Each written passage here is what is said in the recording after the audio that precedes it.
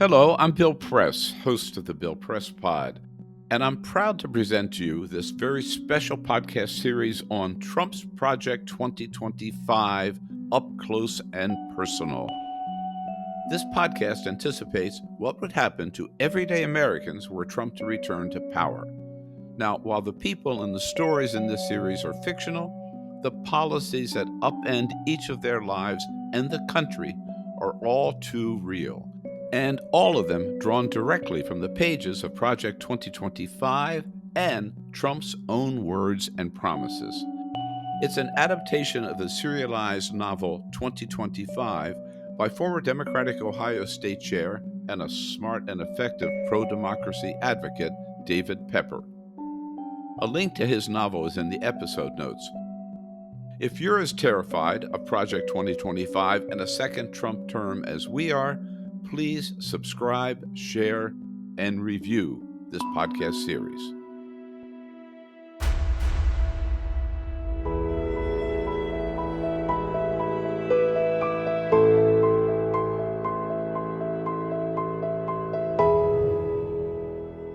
(2025) Part 1.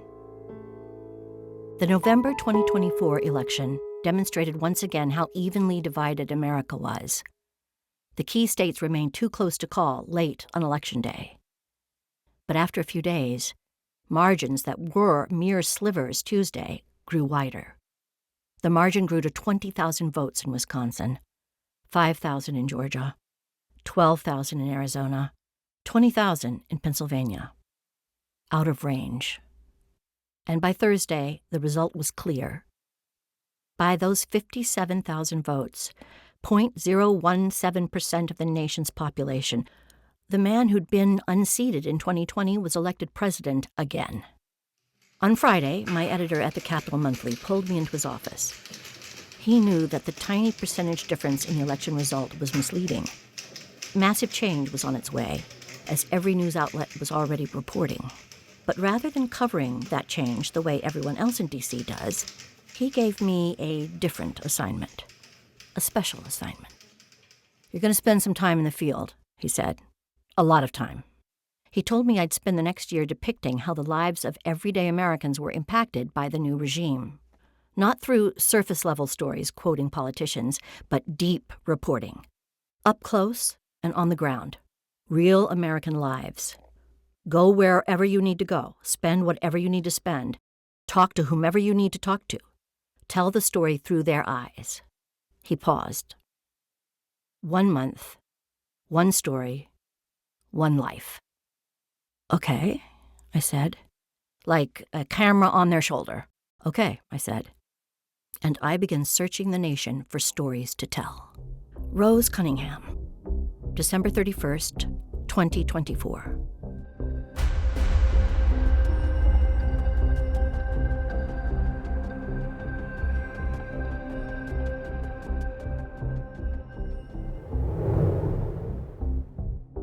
Chapter 1, January, Amon Mayor, by Rose Cunningham, New York. Yes, it was covered in grunge and grime, usually smelled of piss and pot, but Amon Mayor loved the subway. Every day, the ride from the Bronx displayed something new, strange things, beautiful things, terrible things. The same all-too-human combination he'd experienced throughout his 23 years growing up in a rough part of Milwaukee. At 6'2", 220, he could hold his own. So on the subway, he largely handled those terrible things himself. He'd broken up 3 fights. He'd stopped a mugging. He waited with 2 lost children as another Good Samaritan tracked down their parents. He walked a battered woman to a local precinct to get the protection she needed. He'd only called the cops twice, when the problem felt like too much for a muscular Egyptian immigrant to manage. But this morning, the ride-in was as uneventful as any in the 7 months he'd taken the 2-line into Manhattan from his closet-sized efficiency. Oddly quiet, perhaps because of what was happening in a world still roiling from November's election. This week especially. So, with much on his mind, but little he could do about it, Amon leaned his head back, his long jet black hair cascading over the top of the seat. and tried to relax. Seconds later, his cell phone buzzed in his sport coat pocket. Ezra calling. Eamon picked up right away, knowing how dire things were for Ezra and a bunch of his other friends. Ez, how you holding up? I'm okay. His college roommate from the prior year said. He didn't sound okay. His faint, high-pitched voice sounded like it had after an all-nighter cramming for exams. Even with the makeshift holding cells, there wasn't enough room to keep all of us penned up. So, me, Jaya, and Rana all got released. The others are still locked up. Eamon, it's so awful in there. We're being treated like dirt, like we're not even humans. It's so much worse than up there. I'm so sorry, Ez. The guilt had been eating at him for days. He was supposed to be there too, but Ab, his father, had put his foot down far more strictly than last spring. Eamon, we're lucky you got your degree at all after your pauses protesting last year. Don't do this again to me and your mother. We've worked too hard for this. And it had been a close call. Eamon, Ezra, Haya, and Rana had barely avoided expulsion from NYU following the weeks-long protests of the Israel-Gaza war the prior spring. Their relatively low-key activity didn't attract the attention that the Columbia students had, nor the non-student participants. So the campus police had been casual for most of it, but the small tent city on Union Square, yards from the arch, had triggered a response. On their second night there, just as the sun went down, city officers swept through their encampment and grabbed them all. They were cuffed and hauled off to a local precinct. Eamon hadn't resisted, but the purplish bruises had encircled his wrists for weeks. Fortunately, NYU's student-led disciplinary commission had convinced the university's president to let them graduate with their class as long as each spent weeks performing community service. Prosecutors had been equally lenient. But it was all far too dicey for Ab, who'd worked long hours in a Wisconsin brewery all his life, mostly to give Eamon a chance to go to a place like NYU in the first place. Expulsion would have been a family tragedy, especially as Eamon's 3 younger siblings looked up to him so. So when national media first previewed the planned inauguration protests, knowing Eamon remained close with what he disapprovingly called his NYU posse, Ab came down hard. Those others are rich, and they don't face our issues. For Ab, rich was anyone who wasn't poor like them. And our issues was the unsubtle reminder that when his parents had arrived in Florida with 2-year-old Eamon, they had not done so legally. While they later found work visas, Eamon's status was a mess. He fit into the category the politicians called dreamers. But given American politics today, that happy term offered neither comfort nor certainty. Ab, they also have... They can get arrested again and escape it all. But with the new president and what they're promising to do, you already have a target on your back. Your siblings too. No more playing with fire. The president. Ab was so scared of the new president. Of course, Eamon was offended by the man, but not scared of him. He'd been spewing his crazy shit for years. Sure, it served the purpose of motivating his supporters to vote. And yes, that led to occasional violence against people who looked like Eamon. But no one took the man's hot air seriously as policy. Just more politics. Still, the tone of Ab's voice, capped off by the invoking of his siblings, meant the discussion was over. After hanging up, Eamon had canceled his train trip south to join more than 1 million people who would go on to march on the Mall the frigid morning of Inauguration Day. But he'd watched it all in horror. Like January 6th, the whole country did. At 11 a.m., live footage showed helmeted troops in black riot gear, but no badges or identifiers, swoop in on the protesters from all sides of the mall. First came the smoke and tear gas, then batons and tasers, followed by mass arrest of as many as they could. Hundreds were injured in the rush to get away. None of his friends responded to his texts and calls the rest of the day. By yesterday morning, he'd learned secondhand that his friends had been caught up in it all. All were arrested and pepper sprayed, and 2 had suffered broken bones in the melee. Tased, Haya had suffered an asthma attack and had to be rushed to the hospital before joining the others at the makeshift processing site. Ez's obvious strain now was making Eamon regret not being there even more. He'd been the group's unofficial captain, both the activist and the diplomat, and now they were all there, suffering and scared without him. Eamon, they say they're going to treat us just like the January 6th insurrectionists, the ones who received long sentences. What? How can they even say that? I don't know. They say that we were planning to overturn the new administration, that we were planning to commit violence. What a lie! The courts are gonna see right through it. In all the reporting and footage Eamon had watched, there hadn't been any hint that the large crowd on the mall had done anything but protest peacefully. Angry, of course, loud, some angry signs, but peaceful. And they never left the damn mall, where they had been told the protest would be allowed. Their good behavior was not an accident. Organizers had talked about it in advance. Eamon had been in on the calls. As part of looking tough for his followers, the new president would be looking for an excuse to crack down publicly. So every organization involved had committed to the same approach: noise, signs, but no trouble. And from everything Eamon had seen, they'd accomplished their collective goal. That's such bullshit. You guys were the most civil, pissed-off people I've ever seen. I know. But they're saying they have evidence that we were planning something, that they stopped us in advance of violent actions. They're already separating us out for interrogations. Rana came back from hers, shaking, crying. Eamon gritted his teeth at the image. Rana and he had dated the first 2 years in college and had kept hooking up ever since. She was fierce in every way. A shaken Rana was a terrible sign. Do you guys have lawyers? Did she? None, no. They say we're not entitled to any because this is a national security issue. Jesus. Eamon clenched his fist. Ez, I'm coming down there. No, don't. It's so bad here, Eamon. But he'd made up his mind. And Ab didn't need to know. Plus, he wouldn't be protesting, just helping others. No, I am. I'll take the first train after work today. He had a major project he had to finish by the end of the week, and it was Friday. What are you going to... Just be there. I'll figure it out when I get there. And I'm gonna find some lawyers for you. His first cousin was a Harvard law grad at a big D.C. firm. He'd know some good defense attorneys down in D.C., just like he'd help them work through the NYU situation with minimal damage. Ez sighed audibly. He'd wanted help, but hadn't wanted to ask for it directly. Thank you. Of course, my friend. 34th Street, Herald Square.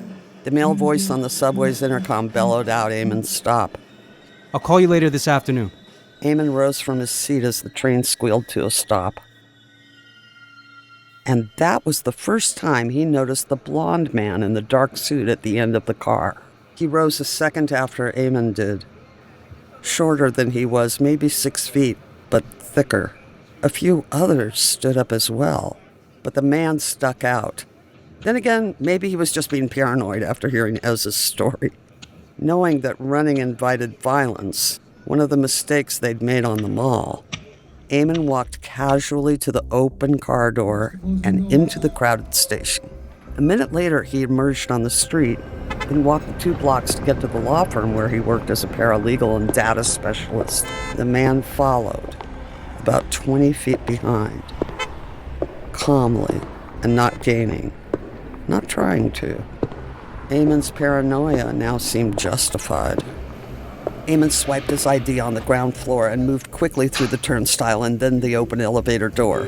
With security there, Eamon assumed the man wouldn't be able to keep up, and he didn't. The elevator door closed without anyone else entering. Eamon let out a long breath.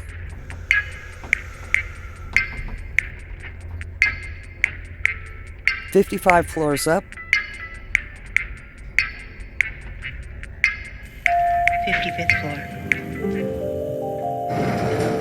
He stepped out of the elevator. His moment of relief disappeared.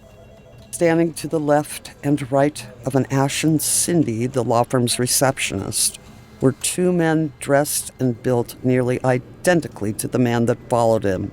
Dark suits, square jaws, thick. Reminded him of the bad guys in The Matrix. One was holding his phone to his mouth like a radio. He's here now. Come on up. He said in a deep, gravelly voice. Don't move again. Cindy's eyes were bugged wide, looking up as if Eamon had done something terrible. Mr. Marr, please come with us. The man gripped Eamon's bicep. I got it! Eamon said, but the grip tightened, and the man tugged him forward. They walked to one of the firm's conference rooms, where another man was already seated at the end of an oval table, older and bald. He looked up as they entered the room, nodded slightly toward the man holding Eamon's arm, but didn't stand. Eamon sat in a wooden chair, and only then realized just how fast his heart was thumping.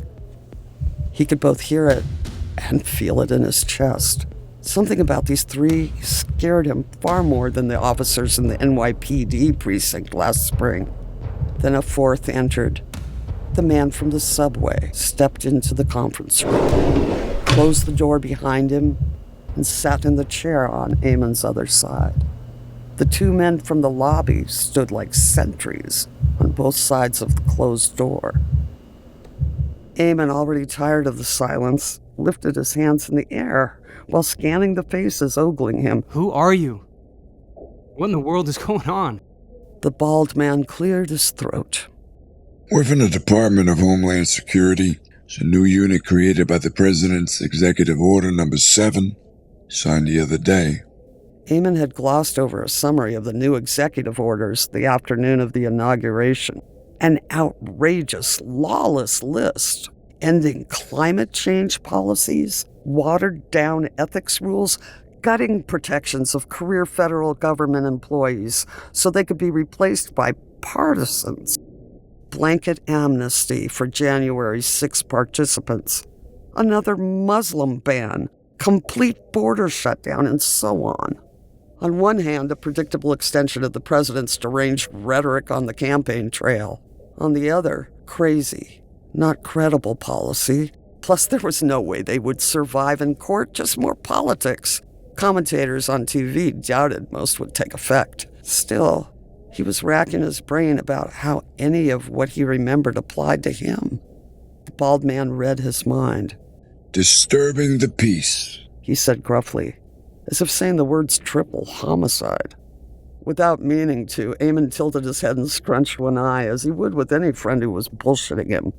What do you mean? I stayed away the other day for a reason. I haven't disturbed a thing. He shot a quick look at the man who followed him from the subway. Maybe he'd somehow listened in on the phone call with Ez, heard his offer to help. The bald man flashed a nasty grimace. Mr. Mayor, believe me, we have many colleagues dealing with the hoodlums from the other day, including those you consort with. He paused to let the words sink in. The knowledge of his personal network. We know you were not down there. Eamon nodded, slight relief. This could be straightened out quickly. But this isn't about the other day. The man reached into his jacket pocket and removed a folded piece of paper. He laid it out on the table, then pulled a pair of small glasses from his other pocket and laid them on the tip of his nose. His thick head swiveled left to right as he scanned.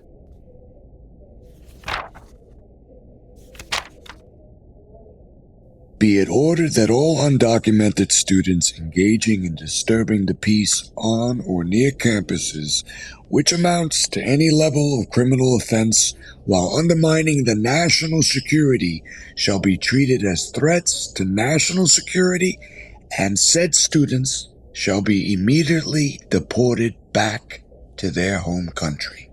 Lifting only his eyes, he looked at Eamon over the top of his glasses. I'm afraid you fit the bill, Mr. Mayor. Deportation? Disturbing the peace? National security threat? The words sounded so absurd, Eamon let out a sarcastic chuckle. Still couldn't be real. Just what on earth are you talking about? Did you not get arrested last year? Taken to the police precinct? Held for hours? You mean for the protest at NYU? Disturbing the peace damaging public property, resisting arrest. Come on, except for the tents at Union Square, we barely did a thing. Other groups accused us of being too passive, sellouts. Those were all overcharges. The prosecutor said as much, which is why we made our deal. They dropped almost all of them, and that's all in the paper. The deal had been that they pled no contest to criminal damaging, which was the hook that led to their community service, and no expulsion. Criminal damaging while engaging in protest, threatening national security, is one of the offenses considered disturbing the peace under the executive order. And the order also spells out explicitly that the protests you were engaged in were a threat to national security. How? We were protesting a conflict overseas. How? Because the president said so. That's how. It's as clear as can be. Protesting our allies threatens national security. Another echo of campaign rhetoric he dismissed as absurd. Oh, so you're gonna detain everyone who was involved in the college protest from last year? That's nuts. The bald man winked, then looked over Eamon's shoulder. Not everyone. The man to his left shifted in his chair, laying another piece of paper down on the desk. The letters INS were clear at the top. Mr. Mayor, I don't think you need any reminding of your immigration status. Eamon's stomach churned, an intense mix of butterflies and nausea. He didn't look at the paper, as if any reaction to its content would be an admission of guilt in front of 8 watchful eyes. The status his father had always warned him about. The situation he had for so long taken for granted as unproblematic was now being thrust in his face. His one Achilles heel to living in America. Maybe these thugs were serious. Maybe all that political bullshit was actually happening. Maybe all that presidential hot air, which few people he knew took seriously, was actually going to be acted upon as American policy and law. Then it dawned on him, if it was, then he was in deep trouble. And that realization prompted the only sentence he could think of. I'd like to ask for a lawyer before I say anything else. The bald man now raised his hands in the air. Joe, I'm sorry to tell you, the executive order makes it clear. You have no right to an attorney. This is a national security matter, and you are not a citizen of the United States. For the security of the nation, we are expediting these cases rapidly. We must, as the president made clear in his speech, the one your friends were interrupting. My friends were arrested before they could interrupt, Eamon thought, but didn't say. I need to at least call my parents. Another possible lifeline, anything to delay things. He reached into his jacket pocket to retrieve his phone, but just as his fingers touched it, both arms were pulled back behind him. Don't move again, the first gravelly voice from the lobby said, inches from his left ear. 2 large hands forced his forearms together behind him. Then a sharp edge sliced into each of his wrists as they were cinched, bone pressed against bone. Plastic zip ties. What the fuck? This is insane! Give me a fucking lawyer! The bald man stood up, at least 4 inches shorter than Eamon, but his steel-eyed glare and jutting chin made it clear he wasn't intimidated. No need to get profane with us. We've read you the rules. The law. No lawyer. No calls. The order ensures that next of kin will be informed of your status within 48 hours.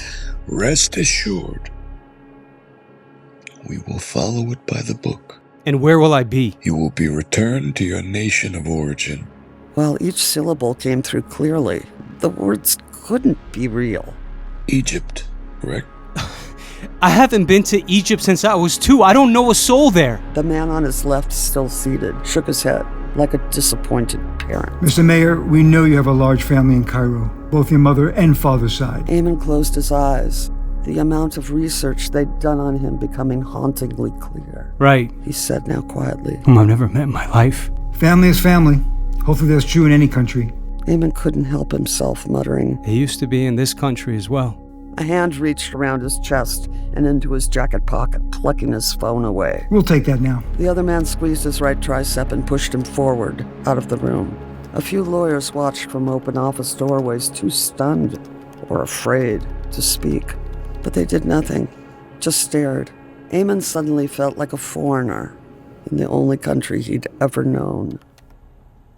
Waiting back in the lobby, the one exception was the firm's managing partner, Chase Shepard, one of the most feared trial attorneys in the city. He also happened to be physically imposing. Once a linebacker at Stanford, later a DOJ lawyer, so he knew the government. Just what are you doing to our employee? Believe me, you don't want to interfere now or going forward. The president is not fucking around, and neither are we. They brushed past him, one of the henchmen stepping into Shepard's personal space to keep him from doing anything. Don't worry, Eamon. We'll get on this immediately. The bald man grunted, sounding amused. Shepard and Cindy, the receptionist, gaped wide-eyed as the elevator doors closed. Going down. And we'll be back with the rest of Eamon's story after a short break. By the way, any profits from the advertising in this series will be donated to the Democratic Legislative Campaign Committee, the official organization that's dedicated to electing Democrats to state houses around the country.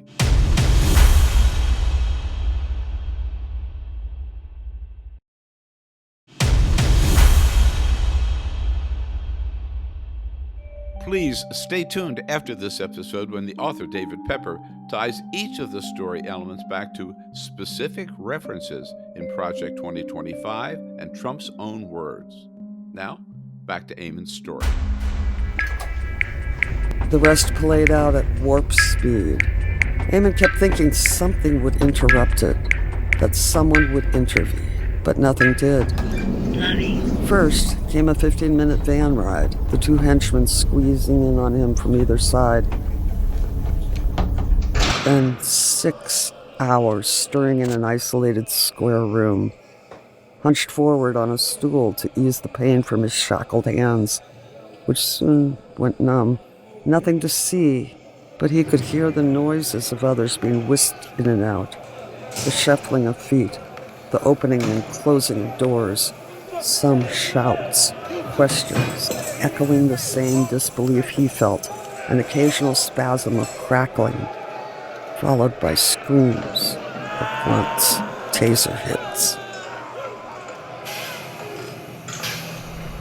Then a bus ride to an airbase, joining a line of 5 other buses. A 10-minute wait, silence enforced. A dozen heads, largely down and leaning forward. When he caught a glimpse of the eyes around him, he saw the same confusion he was feeling, that he was no doubt showing. Could this be real? Was there nothing in place to stop it? Where was Chase Shepard? Other lawyers? Did people even know? His group was led into a dark gray plane with no markings. Felt like a converted regional jet. They took off quickly and landed an hour later. Outside his window, a far larger airport. Military markings everywhere except on the airplanes themselves. 4 more hours of waiting. Outside, a beehive of activity. Planes taking off and landing. Vans and buses on the move. A large, well-orchestrated operation. Inside, total silence. Again enforced by armed guards in dark uniforms Eamon didn't recognize. No badges. When they finally were ushered off the jet, they walked single file through a cold drizzle to a far larger military plane. Windowless and gray, it looked like it was made for cargo. As his words from earlier echoed in his ear. We're being treated like dirt, like we're not even human. We're not even human. We're not even human. Eamon looked around. 8 other identical planes were lined up in a row. More lines of sagging, subdued men snaking up to them, all leaning forward, forearms zip-tied behind their backs like his. Same shocked eyes. This was actually happening. Political words from months ago, now turned into national action at a massive scale. Wearing the same clothes he'd worn to start the day, carrying no papers but those that remained in his wallet, Eamon and hundreds of others boarded the massive plane from the back. It opened into a cavernous space which felt more like a basketball gym than an airplane. They filled row after row of hard, upright metal chairs bolted to the floor. Jolts rocked much of the flight, mostly vertical, but some side to side. Some near him vomited, adding to the pungent scent of body odor that intensified over the course of the flight. A few rounds of water and bread. They each were given one bathroom visit. Any attempts at chatter were quickly subdued by angry words, followed by baton strikes and grunts of pain. The man next to him tried to whisper something to him, but he didn't respond. Eamon slept when he could. The plane descended quickly, the most violent turbulence of the entire flight. Several sharp turns preceded a hard landing, which prompted another round of grunts. The jolt of the ground clearly woke up some around him. The rest were no doubt awakened when a woman's voice announced through the intercom, Welcome home. There were no windows to see outside. Minutes later, Eamon was led down a ramp onto a wide tarmac. A bright sun beamed down, the contrast from the dark plane blinding him at first. His eyes adjusted to the light. He was standing at the end of another long single-file line, a sprawling airbase all around him. Desert. Beyond that, spanning all the way to the horizon. Another giant plane landed from left to right. A third circled high in the air. Eamon trudged forward, back stiff and legs tight from the long flight. No feeling in his arms at all, as if they didn't exist, just shoulders. A stiff breeze blew warm air and specks of sand in his face, stinging his cheeks and neck. Through squinted eyes, he could see exhausted men in front and behind, zombies, glazed over, beaten down, guards standing on both sides to keep them that way. Between the long flight and all the hours waiting, he had no idea what time it was. Maybe a day after the subway ride.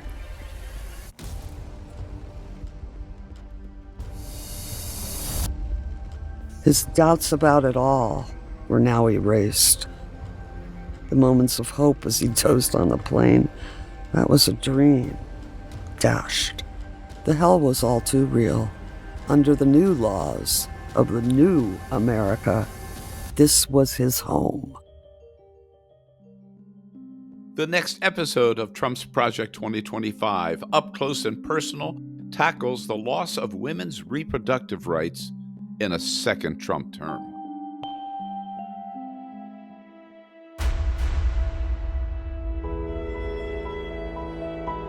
Eve Wallace is an emergency room nurse.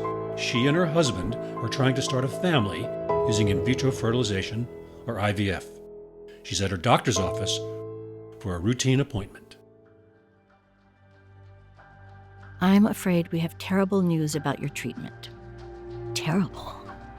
Neither she nor Dr. Berezi before her had ever used a word that dramatic before, that hopeless. So it didn't work, Eve asked. Dr. Johnson shook her head. That's not clear yet. I'll live with that for now. So, what's so terrible? What's terrible, another visible swallow, is that this is our last shot, and that we may even face jeopardy already. Jeopardy? Last shot? What in heavens are you talking about? Dr. Johnson's hands trembled as she reached for glasses in her front pocket. Yes, I'm afraid so. We can't do any more transfers. The sentence hit like a punch to the gut. I don't understand. Dr. Johnson took out a piece of paper and mouthed words to herself. Whatever she was reading caused her to shake. Eve, it's all about politics that I, too, don't understand. I just got off a national conference call with specialists and lawyers from all over the country. And we have to stop our work. Today, eyes still shut, a decade of sacrifice flashed by. Bad news after bad news, and always the hope that the next time would work. You can hear the rest of Eve's tragic and all too predictable story on the next episode of Trump's Project 2025, Up Close and Personal. That's in your podcast app or by going to 2025pod.com. That's 2025pod.com.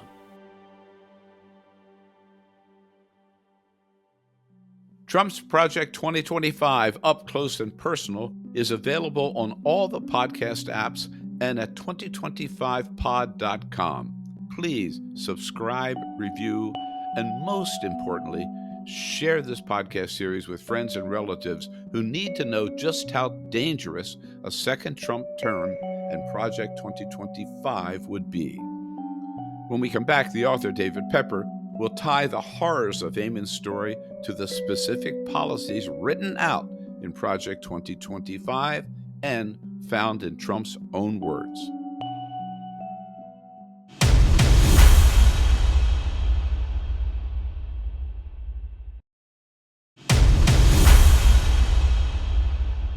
Now, while Eamon's story is fiction, it's based on actual policies in Project 2025 and on Trump's own words. Here is the author, David Pepper, with the receipts. Author's note, David Pepper.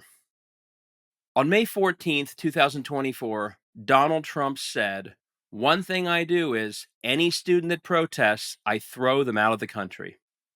More broadly, newspapers have reported that Trump and his allies are considering invoking the Insurrection Act to crack down on protesters.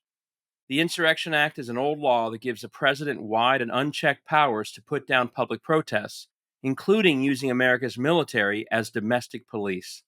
The Supreme Court's recent decision grants Trump immunity in making such decisions.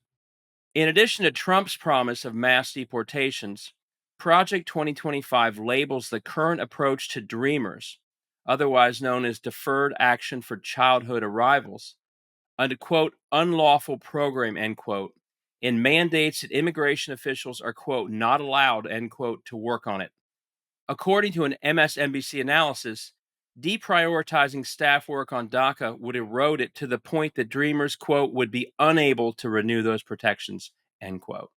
Trump's Project 2025, Up Close and Personal, is available on all the podcast apps and at 2025pod.com. We'd also like to thank all the artists who volunteered their time to make this episode: Heather Thomas, J. Smith Cameron, Omid Abtai, Kirk Azevedo, and Bayo Akinfami. Audio finishing by Marilis Ernst. This series is produced by David Pepper, Melissa Jo Peltier, and Jay Feldman. Trump's Project 2025, Up Close and Personal, is a production of Ovington Avenue Productions and the Bill Press Pod.